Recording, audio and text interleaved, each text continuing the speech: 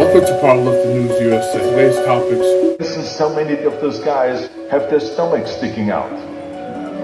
You know, what are we talking about here? I mean, it used to be that you should have a V-shaped body.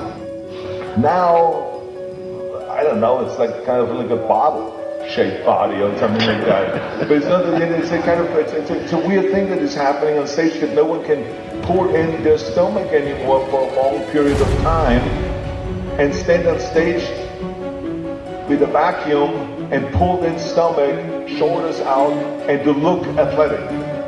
So it's all this, kind of, the stomach sticking out and all this kind of, it doesn't look right anymore. It does not look as acceptable.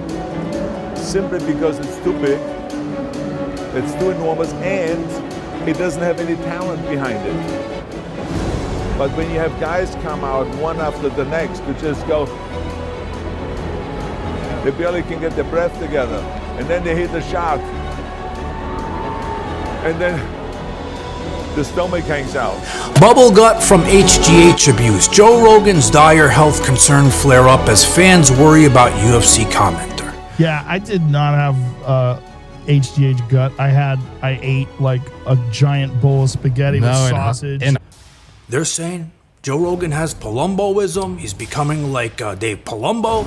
So I said, you know what? I'm going to reach out to Dave Palumbo, in fact, and get his opinion on what he thinks is going on, because he's the expert in this. It's named after him, right? If you want to try to make it seem like there's something more and that growth hormone is causing organ distension, you're a moron, because that's not what's happening. To get growth hormone distension, okay, in the midsection, okay, first of all, really what it is swelling. Okay, what is growth hormone distension? It's swelling of the internal organs, and it usually happens in people that eat a tremendous amount of food and who are very, very big, muscularly speaking. You don't see it in small, skinny people. You see it in very big, muscular bodybuilders, because they're eating enormous amounts of food and they're creating a stretch on those internal organs, basically the small intestines and the colon.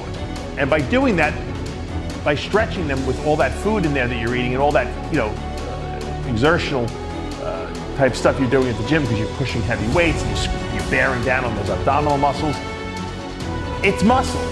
The intestinal tract is made of muscle, and it grows, okay? Just like any other organ would, and it shrinks when you stop.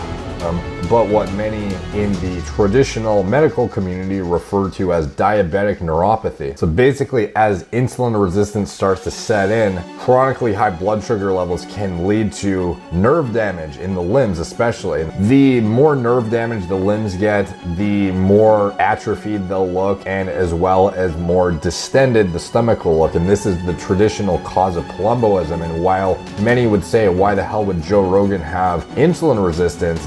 It probably doesn't have to do with his diet necessarily. It probably has more to do with his chronic use of growth hormone. So a lot of people in the bodybuilding community, like I mentioned, insulin resistance is not uncommon. It's actually very common, and it is typically a result of growth hormone abuse and is the root cause of what has come to be known as GH gut or Palumboism in many cases. Please like and subscribe to our YouTube channel.